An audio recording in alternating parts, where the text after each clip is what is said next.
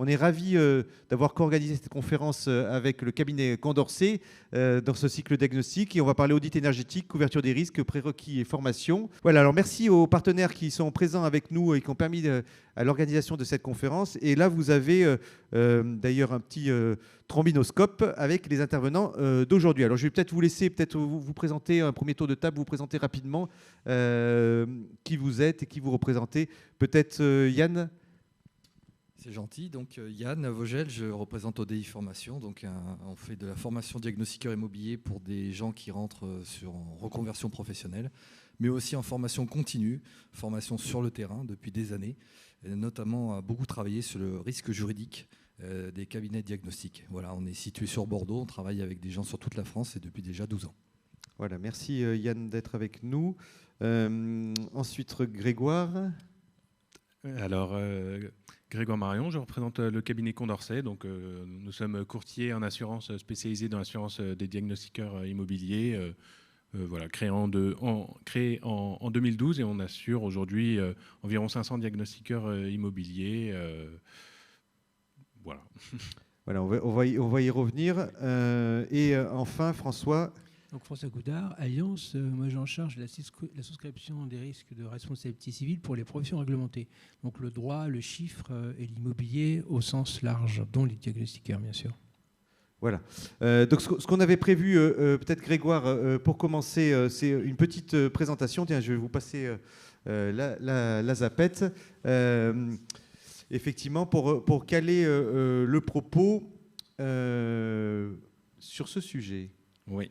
Alors d'abord, merci beaucoup Xavier. Merci à Yann et François d'avoir accepté notre invitation et d'intervenir à nos côtés. Donc le cabinet Condorcet, donc, comme je vous le disais, est un cabinet de courtage spécialisé dans l'assurance des diagnostiqueurs immobiliers, créé en 2012. Voilà. Il s'est très vite spécialisé dans les professions réglementées et a pour objectif d'abord d'apporter une solution en assurance auprès de ses clients et avec des assureurs vraiment reconnus techniquement, qui connaissent le métier, on va dire, à fond, avec une très grosse solidité financière. Le sujet des assureurs sur le marché du diagnostic immobilier a été assez compliqué parce qu'il y a eu au début pas mal d'assureurs qui se sont retirés, parfois qui n'avaient pas toujours une très bonne solidité financière. Donc Condorcet a mis un point d'honneur à se spécialiser, à s'entourer de partenaires fiables et durables. Voilà. Depuis 3 ans, Condorcet a mis un peu en place une politique forte, une grosse volonté d'action de prévention et d'information auprès de ses clients, parce qu'on a vu que les résultats depuis 5 ans, ça s'est un peu amélioré dernièrement, mais il y a eu une grosse période où il y a eu un peu une dégradation des risques. Et donc, depuis 3 ans, on a mis en place un grand nombre d'activités, donc d'actions, d'informations, notamment avec Deveco, et puis avec d'autres acteurs, en s'entourant des professionnels, en ne parlant pas que d'un point de vue simplement courtier, mais avec des centres de formation comme ODI, avec des avocats. On mêle aujourd'hui les assureurs qui nous suivent depuis longtemps comme Alliance. Donc merci à François de participer à cette intervention. Voilà pour Condorcet. Donc Condorcet, juste pour un dernier mot, a rejoint le groupe Patrimoine en 2017, donc qui est un groupe de courtage en assurance spécialisé dans les risques d'entreprise, un groupe maintenant européen en forte croissance. Voilà. Donc aujourd'hui, on peut faire un constat sur l'évolution de la profession du diagnostic immobilier. Alors vraiment d'un point de vue courtier, à l'origine, quand la profession s'était lancée, il y avait peu de diagnostics immobiliers comparé à aujourd'hui. Donc on va dire peu de risques, en tout cas beaucoup moins de risques de réclamation et une plus forte présence d'assureurs, comme je le disais précédemment. Donc pour nous, assureurs, il il y avait quand même un peu une dilution du risque. Donc beaucoup d'assureurs couvraient un grand nombre de professionnels.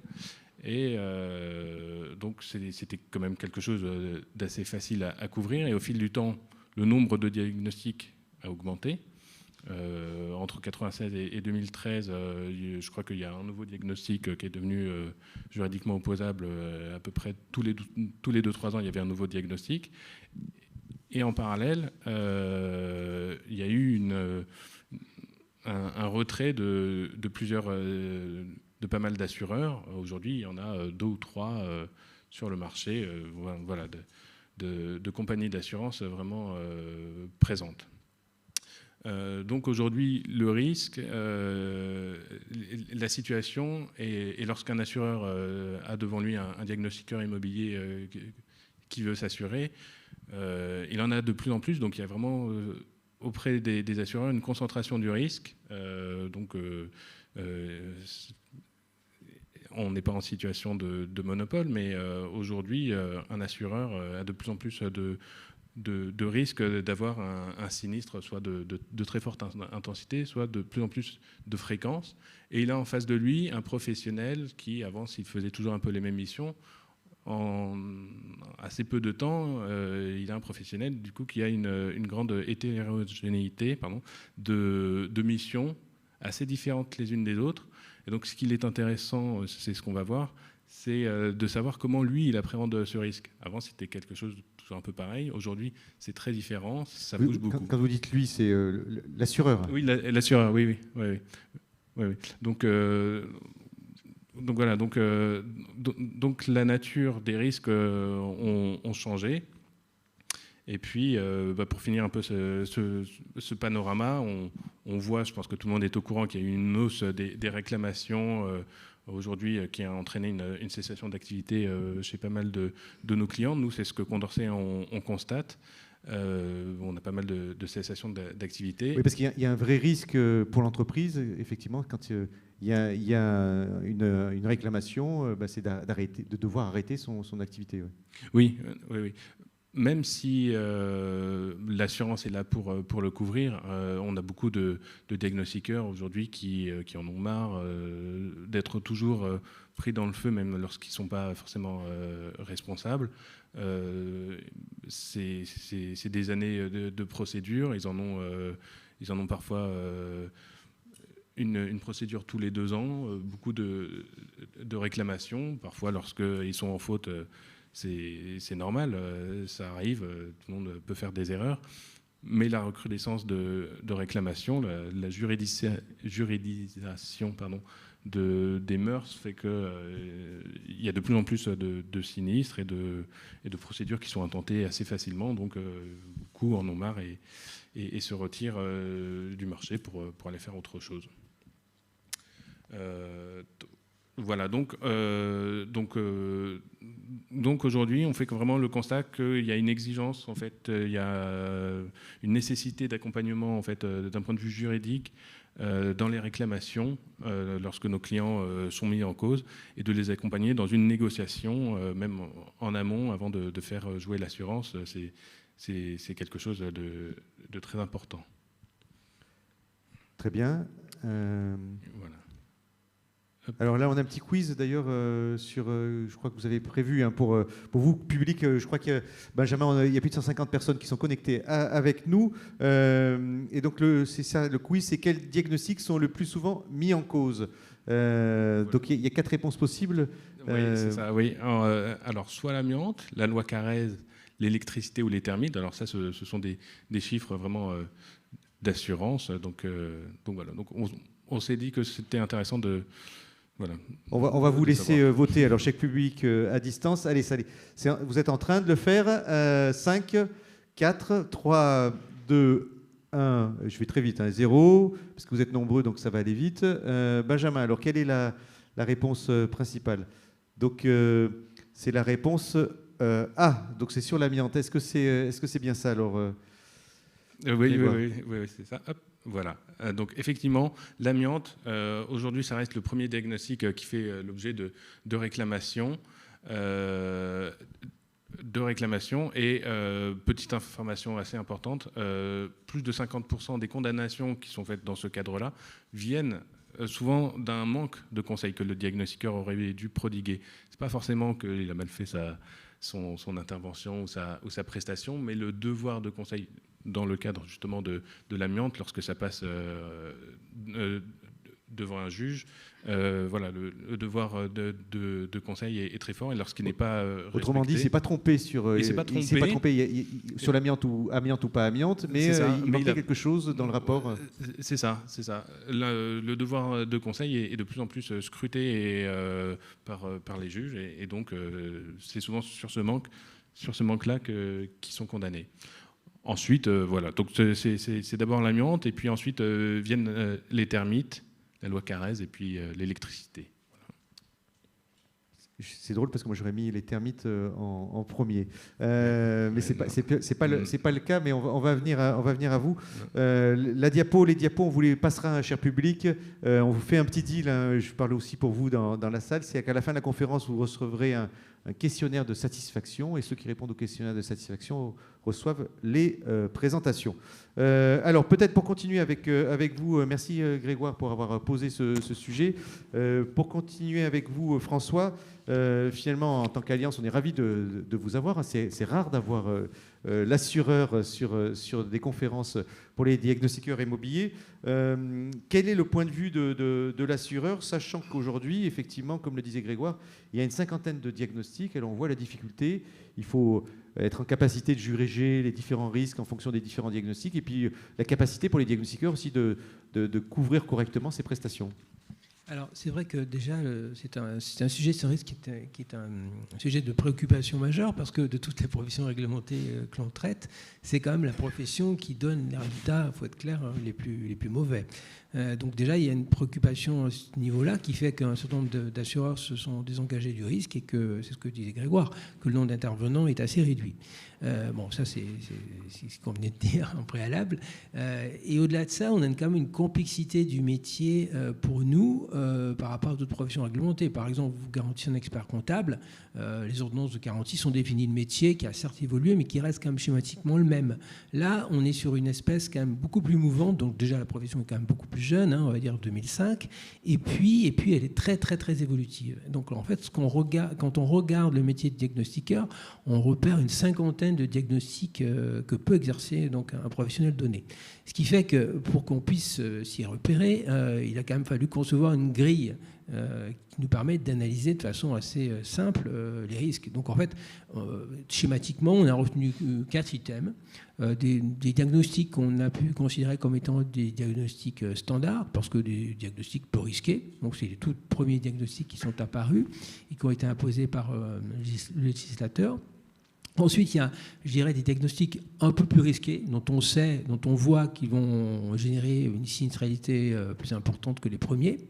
On aurait envie de savoir lesquels. Alors, du coup, honnêtement, il y en a une cinquantaine, donc ouais. C'est difficile pour moi de mémoire de vous les dire. Mais en fait, c'est un peu, comment dirais-je, intuitif. C'est-à-dire, plus le diagnostic est complexe, plus nécessairement il va générer de la sinistralité, et plus il va être coûteux. Donc un petit diagnostic, pas petit, mais un diagnostic par exemple de performance électrique, même s'il y a de la fréquence, ça ne va pas générer de très gros sinistres. Donc pour nous, ce n'est pas un sujet d'inquiétude. C'est quelque chose que tout le monde fait, donc on n'a pas de point d'alerte particulier là-dessus. Donc ça, on va vraiment le rentrer, je dirais, dans les diagnostics standards, ou même l'amiante standard. C'est pas des choses, c'est des choses que tout le monde fait, donc on considère que c'est des activités tout à fait standards. Ensuite, vous avez les risques dont on va se dire qu'ils sont un peu plus aggravants.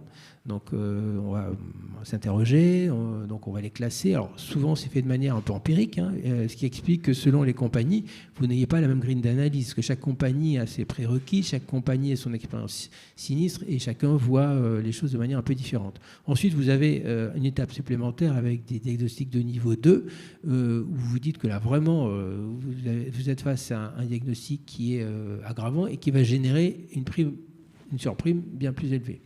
Et puis vous avez une quatrième catégorie qui sont les interdits de souscription. Là encore, chaque compagnie a ses propres tabous, ses propres expériences malheureuses, et fait rentrer dans cette catégorie toute une série de diagnostics. Donc ça, c'est la première chose qui nous permet nous d'identifier et de déterminer si on va pouvoir souscrire un risque.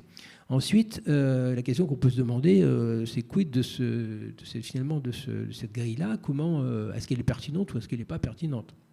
Alors en fait, comment on l'a conçue? Alors c'est pas nous en souscription, parce que c'est qu'en compagnie, vous avez des gens qui, en quelque sorte, définissent la loi, puis après des gens qui appliquent la loi. Donc moi, le service dont j'ai la responsabilité, donc applique la loi, donc souscrit les risques. Donc on a des autorités, une direction technique qui définit donc une politique de souscription et qui appréhende en fait ces risques-là en fonction de l'existant, puisqu'on a quand même maintenant une expérience depuis 2005. Donc on peut aller examiner les sinistres, regarder ce qu'ils donnent en termes de coûts, en termes de fréquence, c'est-à-dire est-ce que tel type de diagnostic génère beaucoup ou pas de réclamations, est-ce que tel autre type de diagnostic génère des coûts de dossier élevés ou au contraire des coûts de dossier peu importants. Ça, c'est la première chose. Mais ça, c'est en fait une photographie du passé. Et vous êtes sur une matière très, très évolutive avec des choses qui évoluent même dans le diagnostic même. Si on reprend par exemple le DPE, le premier DPE, c'était quand même pas bien méchant. Il suffisait de prendre les factures d'électricité et de gaz, de pondérer, et on arrivait à un classement sur ces bases-là. C'est vrai que c'était quand même pas tout à fait satisfaisant. Donc la réglementation en 2010 a évolué. Aujourd'hui, le travail était quand même plus fin puisqu'il s'agit de vérifier l'état d'isolation, enfin toutes sortes de choses qui sont par nature plus complexes. Donc quand on regarde le DPE dans nos stats, c'est pas forcément quelque chose, c'est pas un sujet de préoccupation. Mais ça risque de le devenir du fait de la mission qui est aujourd'hui plus complexe qu'elle ne l'était dans le passé. Bon, c'est un peu caricatural, mais c'est un peu l'idée.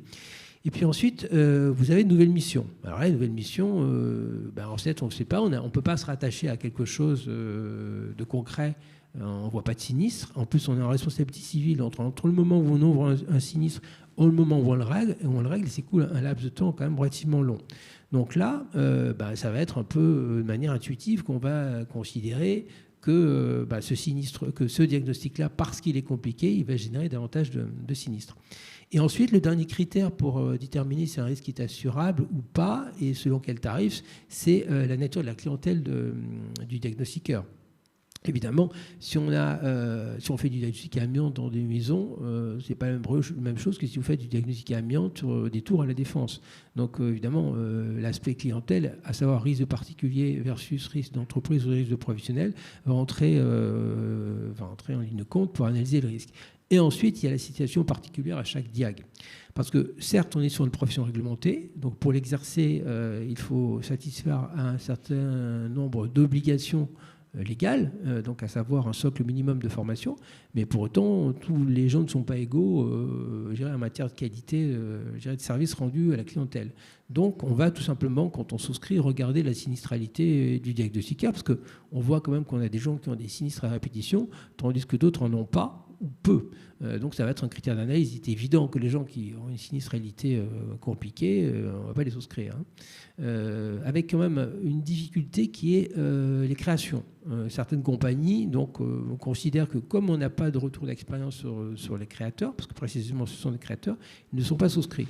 Donc ce n'est pas notre approche, mais ça peut se concevoir, d'autant qu'on a quand même un phénomène qui commence à émerger, à mon sens, c'est que certains diagnostiqueurs multisinistrés n'arrivent plus à trouver d'assureur. Donc ils sont résiliés, et donc la solution, c'est de faire une cessation d'activité et de recréer une société derrière. Donc la société est neuve, donc elle est vierge de sinistre, et donc comme ça on peut reprendre finalement en risque des gens qui en fait étaient des multisinistrés, mais qu'on ne sait pas déceler comme étant des multisinistrés, puisqu'on est en présence de création. Donc ça explique aussi pourquoi certaines compagnies ne prennent pas la création.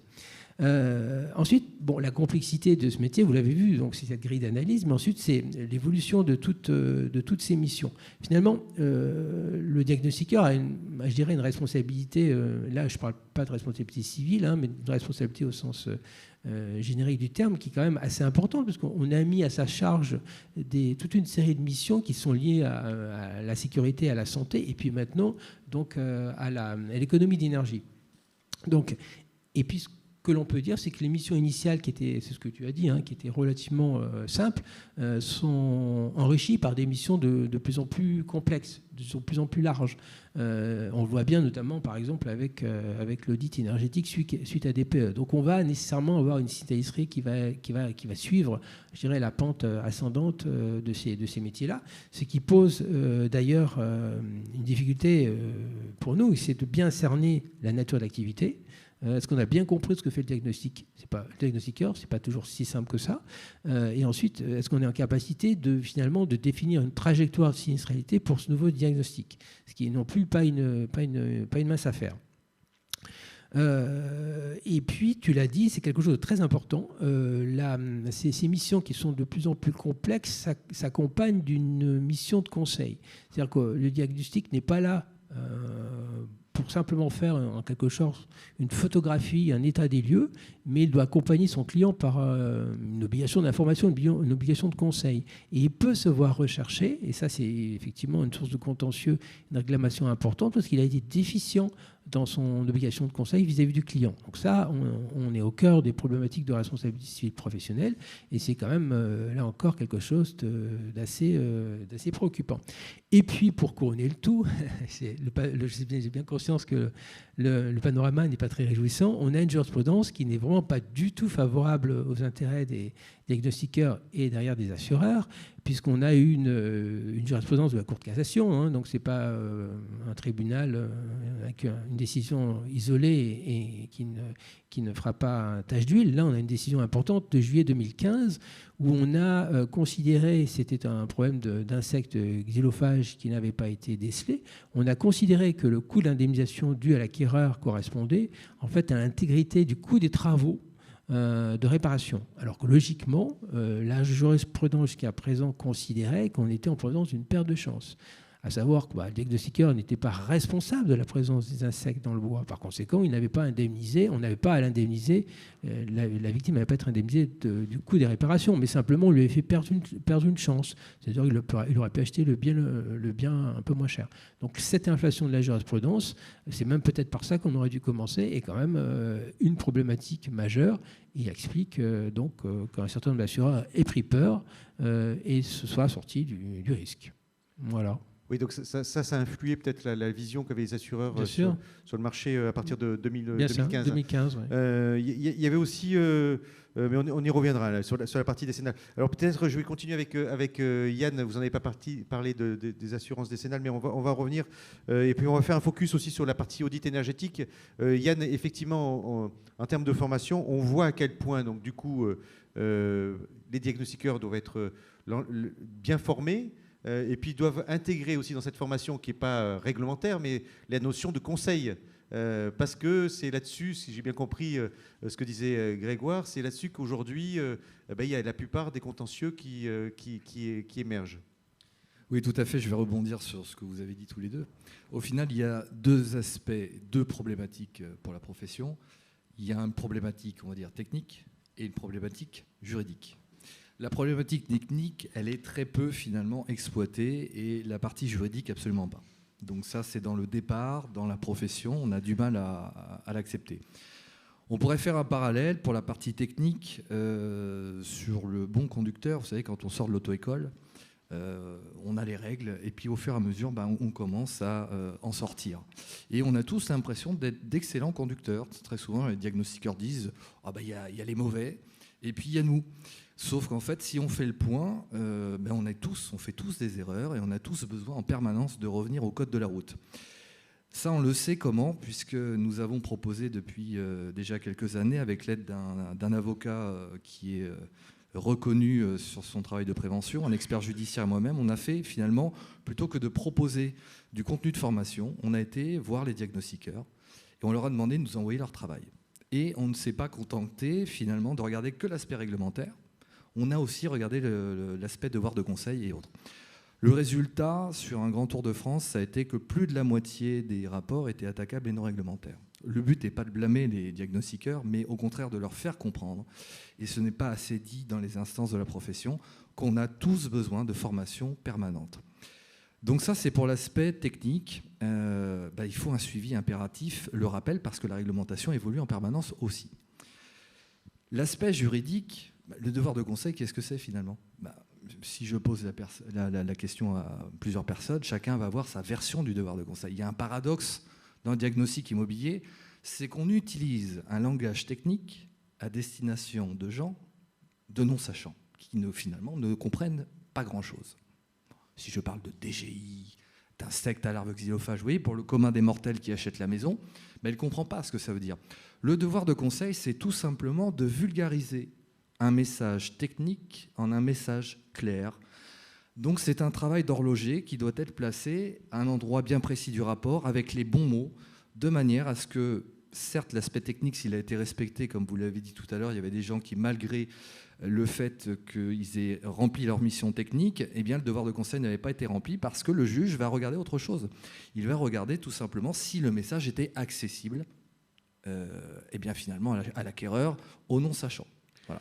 Je fais rebondir, je vais vous laisser continuer, mais je fais rebondir peut-être l'assureur sur effectivement ce devoir de conseil aussi. Ça dépend d'une typologie de client qu'on a en face de soi. C'est parce que si on a un client maître d'ouvrage, professionnel, qui connaît les termes, qui fait réaliser des diagnostics amiantes régulièrement, bon, on imagine que ce n'est pas le même devoir de conseil que le particulier qui va vendre sa maison une fois et qui ne connaît pas tous les termes qui vont être adaptés dans les rapports. Oui, mais en pratique, on a rarement affaire à ce genre de professionnels. L'essentiel des clients des diagnostiqueurs, c'est des gens qui vendent ou qui louent une fois ou deux. Donc on a quand même peu de cas de figure. On va pouvoir opposer à la victime sa connaissance, ses connaissances techniques. Donc c'est vrai de manière générale en matière de responsabilité civile, mais sur le cas de figure des diagnostiqueurs, c'est une réalité qu'on rencontre quand même pas souvent.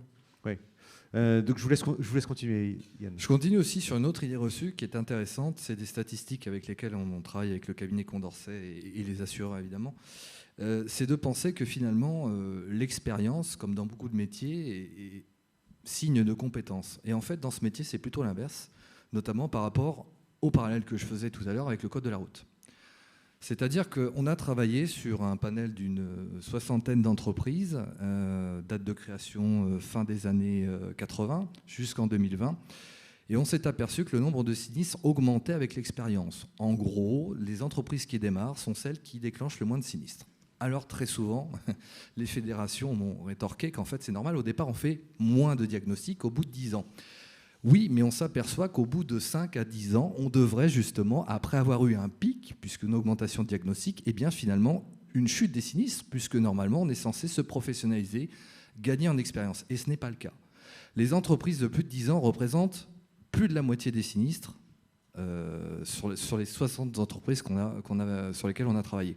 Donc c'est-à-dire que les entreprises qui sont les plus jeunes sont les plus vertueuses, parce qu'évidemment au départ elles ont peur de l'accident, peur du sinistre. Et plus elles gagnent en productivité, plus elles ont l'impression de gagner en expérience. Et c'est pour ça qu'on propose des accompagnements et qu'on suit les créateurs d'entreprises pendant 3 ans pour les ramener sur finalement une pratique plus vertueuse.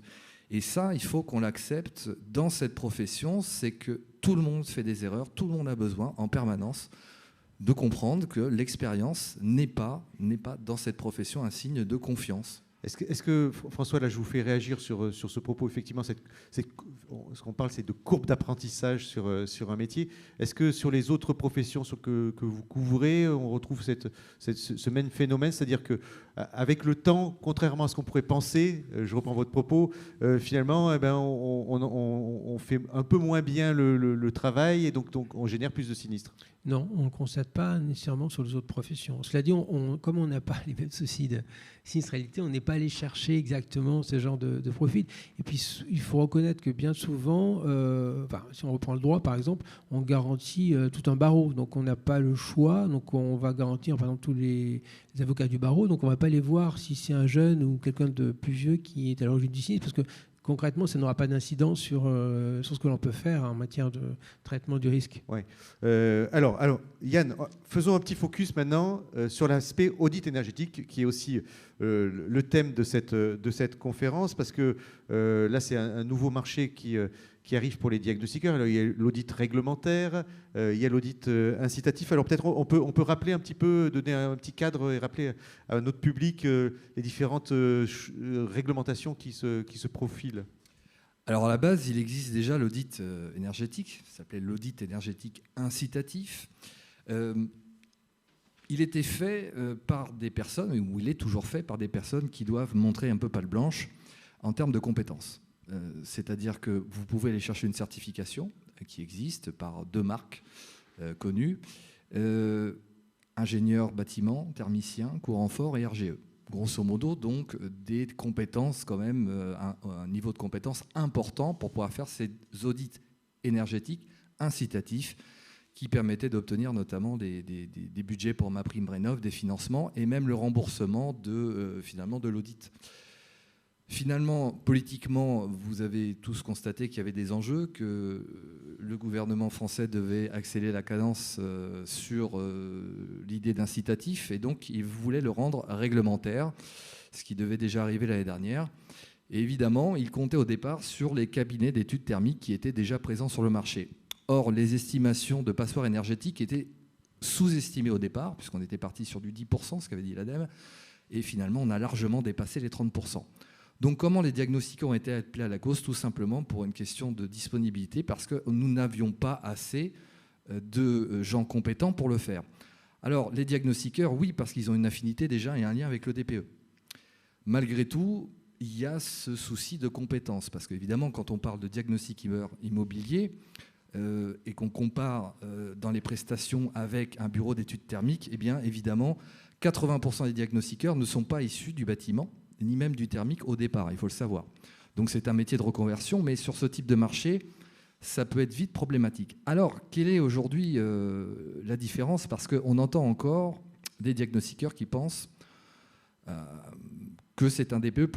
Ce n'est pas un DPE++, puisque l'enjeu ne va pas être du tout le même. Le diagnostiqueur aujourd'hui qui réalise un DPE, je le rappelle, n'est pas attaquable sur la partie recommandation. Uniquement sur les données d'entrée. Ben oui, s'ils confondent, je ne sais pas, de la laine de verre avec du bois, il est attaquable. Les recommandations sont faites à titre de recommandation, c'est-à-dire que les logiciels d'ailleurs proposent, en fonction des données qui sont rentrées dans l'ordinateur, eh bien finalement un scénario, une fourchette de prix. L'audit énergétique, ça va beaucoup plus loin, puisque évidemment là, il va falloir aller enclencher des travaux plus tard. Donc si vous êtes en F ou en G, finalement, vous allez préconiser des travaux. Alors si vous regardez la trame du ministère, qui est encore pas tout à fait prête, mais presque, pour dans 15 jours, elle fait relativement proche du DPE, mais dans le fond, ça ne l'est absolument pas, notamment pour les chiffrages de travaux. L'arrêté aujourd'hui vous renvoie à un article du Code de la construction qui définit comment chiffrer les travaux. Alors, le ministère n'a pas souhaité, comme pour le DPE, que l'on puisse avoir des abacs de prix proposés par les logiciels. C'est au diagnostiqueur d'aller chiffrer. Alors, il y a des plateformes qui existent, mais est-ce, et c'est la question, est-ce que c'est bien son métier de base au départ? Et ça, le risque est important. Alors, comment chiffrer? Qu'est-ce que nous dit le Code de la construction? Eh bien, il faut tenir compte, par exemple, pour des menuiseries extérieures, du remplacement de la dépose, de l'évacuation des déchets. Numéro 2, de la gestion des polluants du bâtiment. C'est-à-dire, en allège, je ne vais pas rentrer trop dans la technique, sous une fenêtre, si vous avez de l'amiante, etc., il faut le prévoir. Alors ça, problématique pour les bureaux d'études, qui, eux, connaissent moins que nous, finalement, la gestion des polluants. Numéro 3, chiffrer éventuellement l'intervention au recours d'un maître d'œuvre. C'est-à-dire que le client acquéreur qui doit enclencher les travaux, eh bien, peut faire appel à un maître d'œuvre. Il faut qu'on puisse l'anticiper et l'intégrer. Et 3, une assurance maîtrise d'ouvrage que pourrait souscrire finalement le client. Donc en fait, ça, c'est le chiffrage tel qu'il est défini par l'arrêté. Alors là, les recommandations, évidemment, dans l'arrêté aussi, il est bien écrit que le résultat de l'audit énergétique est indissociablement lié à la réalisation des travaux, la bonne réalisation des travaux et à la bonne exécution des travaux. Et évidemment, c'est ce qui inquiète la profession, les assureurs, puisqu'on utilise bien le mot recommandation.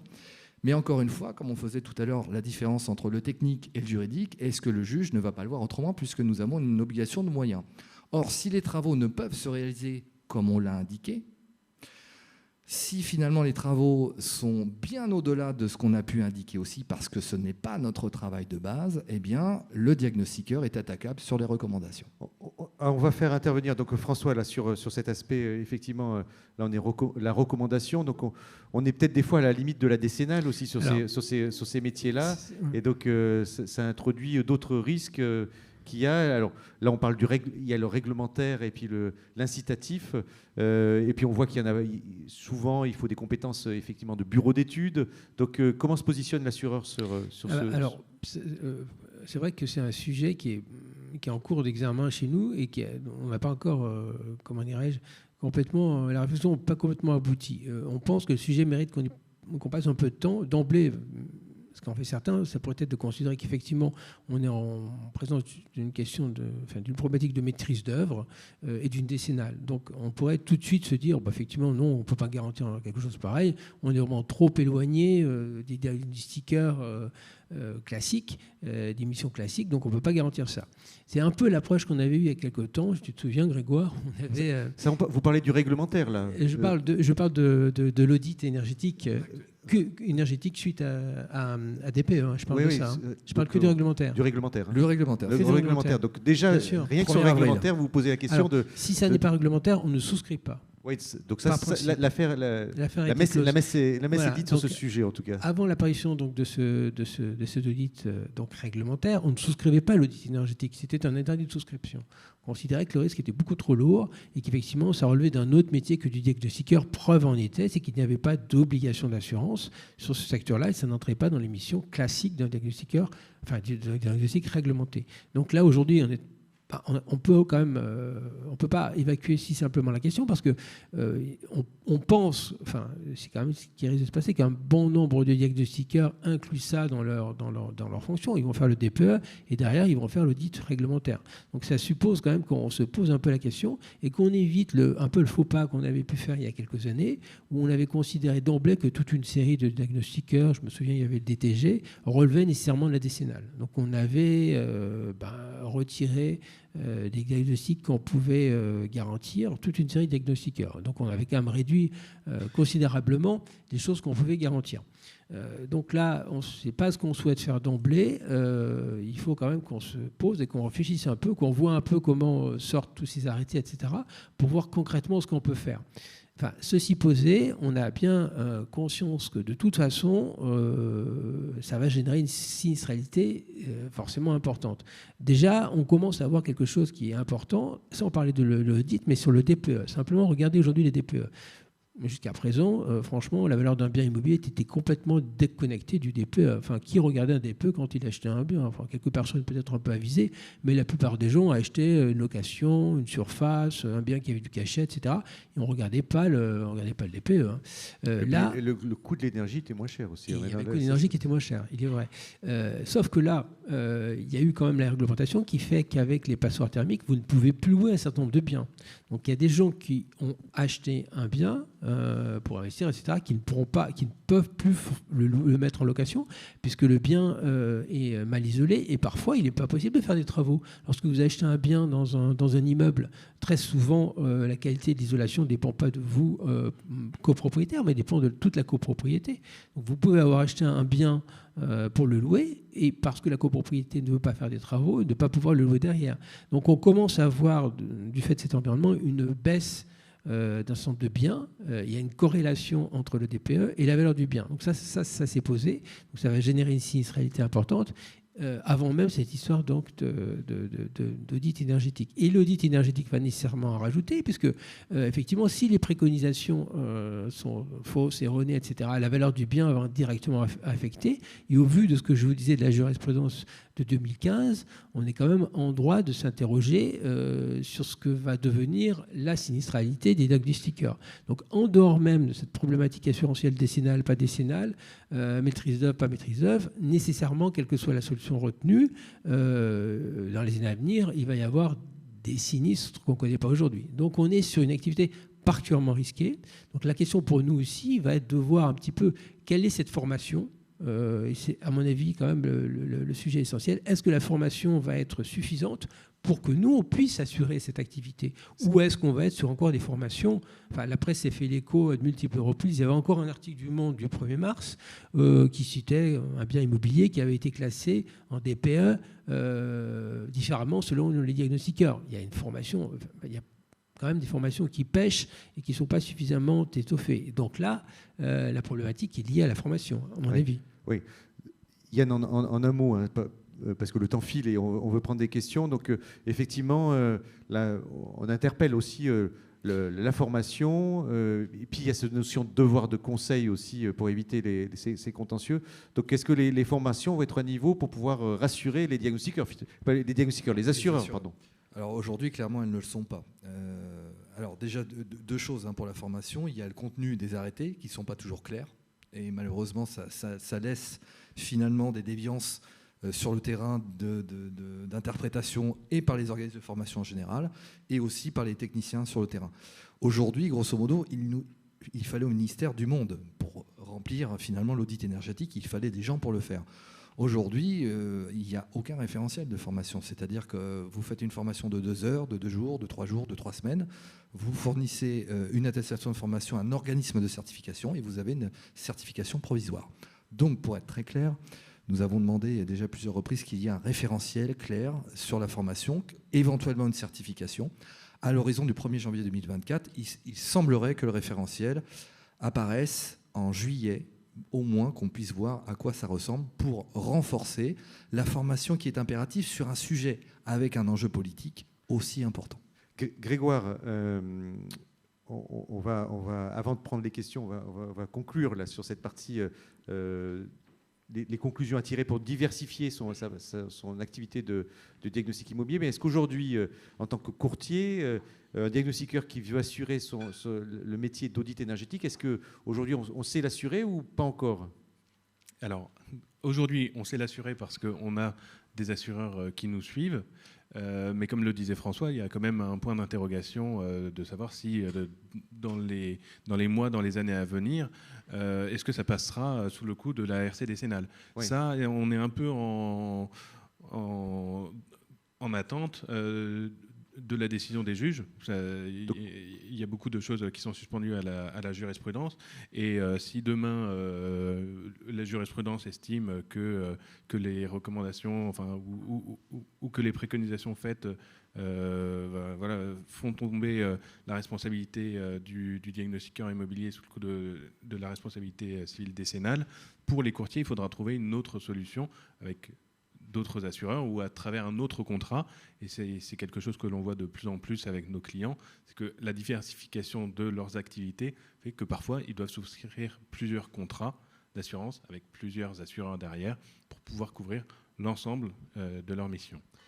En termes donc conclusion pour la diversification, qu'est-ce qu'on peut donner comme conseil aux diagnostiqueurs qui nous regardent, qui sont avec nous aujourd'hui? Alors, Grégoire, puisque vous avez l'habitude de gérer ce sujet. Oui.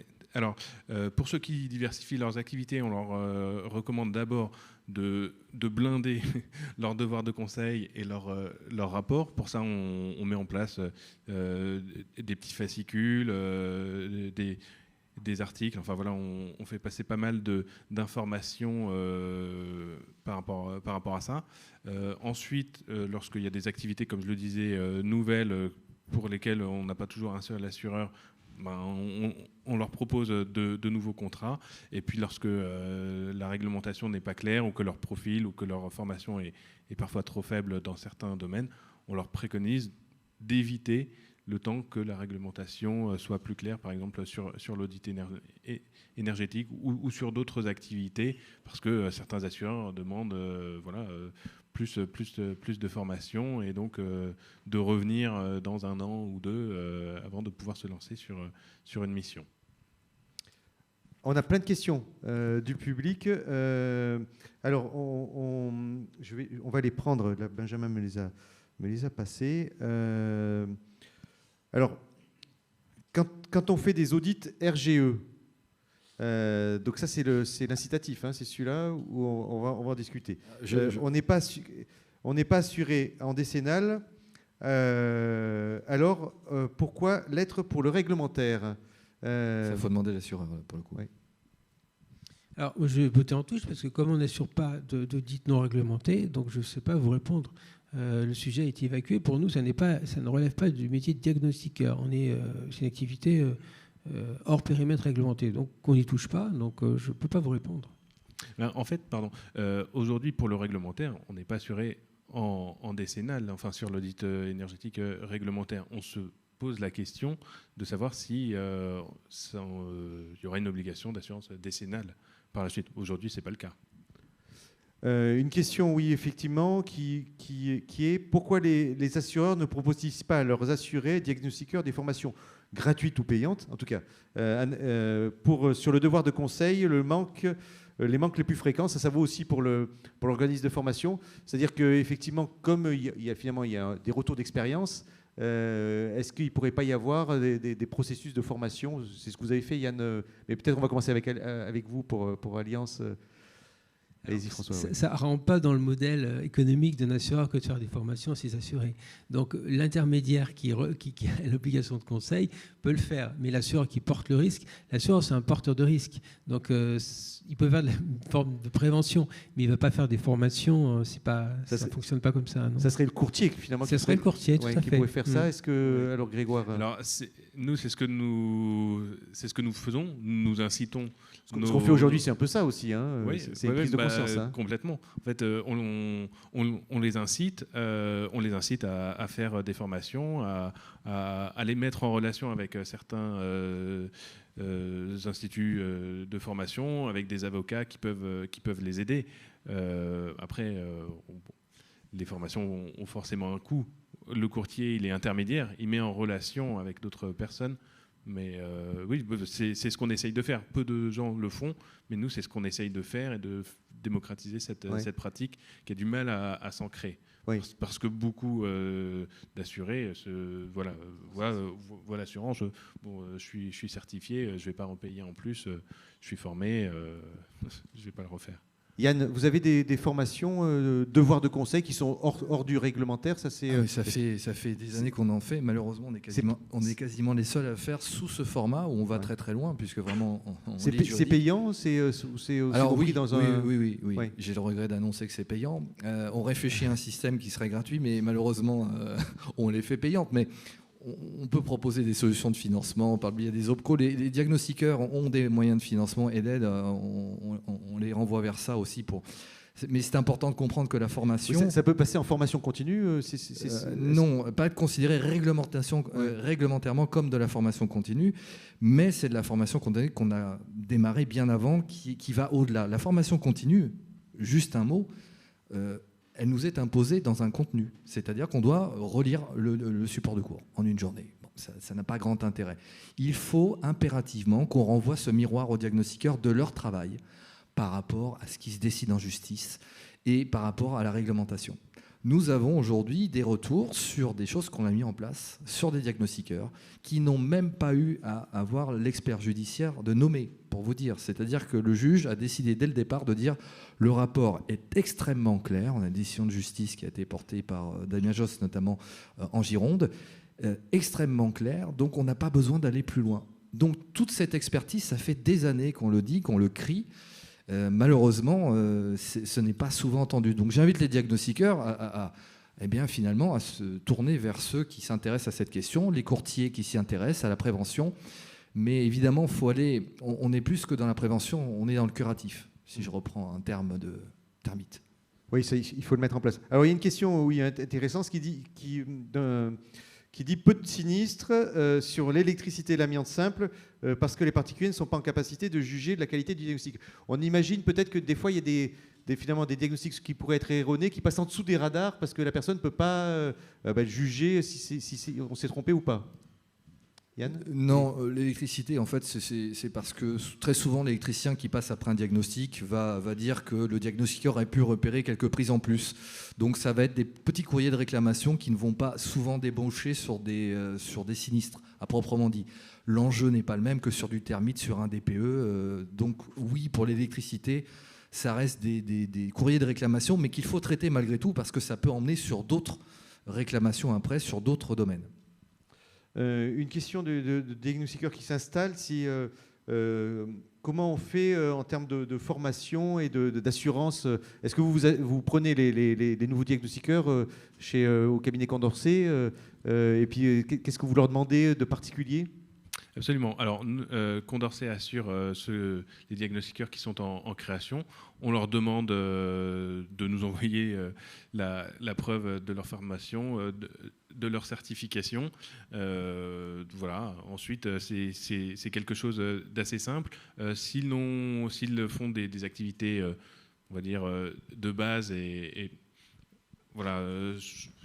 S'il y a des activités un petit peu complexes qui demandent l'aval de l'assureur, il faut blinder le dossier.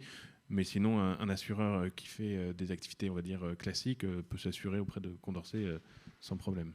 Monsieur, vous aviez une question dans la salle. On va la prendre. Voilà, on va vous donner le micro. Bonjour. J'avais une petite question.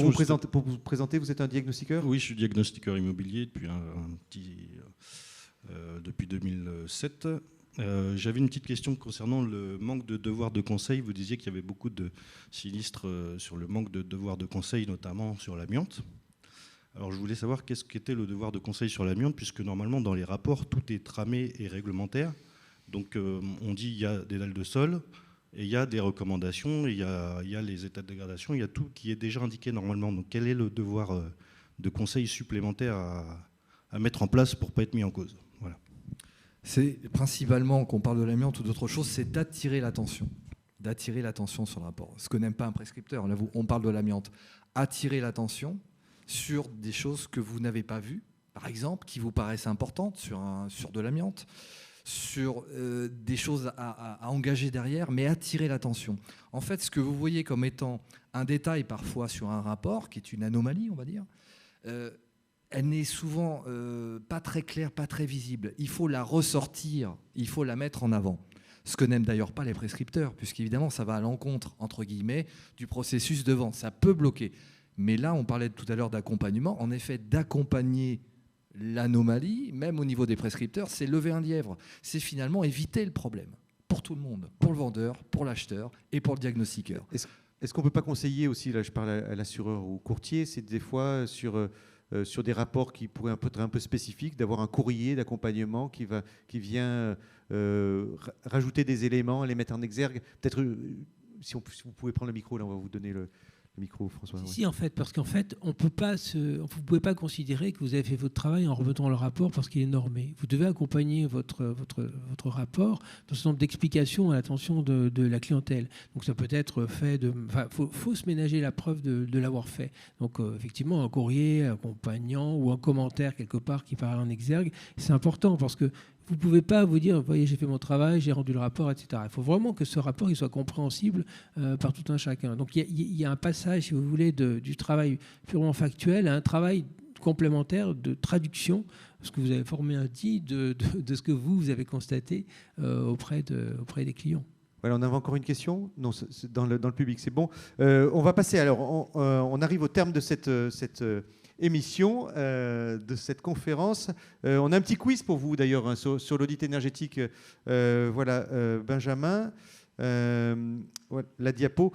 Alors, vous êtes nombreux avec nous, à distance. Donc, 3 questions. L'audit énergétique obligatoire doit contenir au moins un scénario de travaux à réaliser, au moins 2 scénarios de travaux à réaliser, plus de 2 scénarios de travaux à réaliser. On présente, vous allez pouvoir commencer à voter hein, en direct. La deuxième question, quelle est la part de maisons individuelles avec une étiquette F ou G? 6%, 12%, 18%, 24%. Ensuite, dernière question, pour réaliser l'audit énergétique obligatoire, les diagnostiqueurs certifiés DPE doivent justifier d'une formation spécifique à l'audit énergétique de moins de 6 mois, de la formation de 3 audits énergétiques sur les 2 dernières années, d'au moins une des 2 premières propositions, Voilà, c'est pas simple pour répondre. On vous laisse voter. Déjà, Benjamin, on a les résultats? Ça commence, allez, vous y allez. On vous laisse 5 secondes. 4, 3, 2, 1, 0, voilà. Alors, on va afficher les résultats. Si on peut reposer les questions, Benjamin. Donc la première question qui était... Là, je ne vois pas les... Voilà. L'audit énergétique obligatoire d'en contenir... Est-ce qu'on est d'accord, Yann? Oui. Voilà. Est-ce que c'est ce qui avait voté le public? Là, c'était en majorité, c'est ce qui avait été voté, c'était écrit un peu petit. Quelle est la part de maisons individuelles avec une étiquette F ou G? 18%. Est-ce que le public avait voté ça? Ah non, c'était en majorité 24%. Voilà. Donc on a 18%. Donc ça veut dire qu'il y a quand même pas mal de maisons qui sont concernées par cet audit énergétique. Plus de 30%, on estime, sur le territoire national. Voilà. Donc ça va faire un gros marché pour les diagnostiqueurs. Hein. Et puis dernière question, pour réaliser l'audit énergétique obligatoire des diagnostiqueurs certifiés, DPE doivent justifier. Alors Yann, pour répondre? Pardon, je n'ai pas vu ma question et j'avoue, je ne vais pas voir mes lunettes. Pour réaliser un audit d'une formation spécifique à l'audit énergétique de moins de 6 mois. D'une formation spécifique à l'audit énergétique de moins de 6 mois, oui. Et pour ceux qui l'ont passé il y a plus de 6 mois, d'ailleurs, le ministère, je donne une info, le ministère a mis en place une journée de formation complémentaire à disposition. Voilà. Merci pour ce petit quiz. On peut applaudir les conférenciers. Merci à vous pour cette présentation.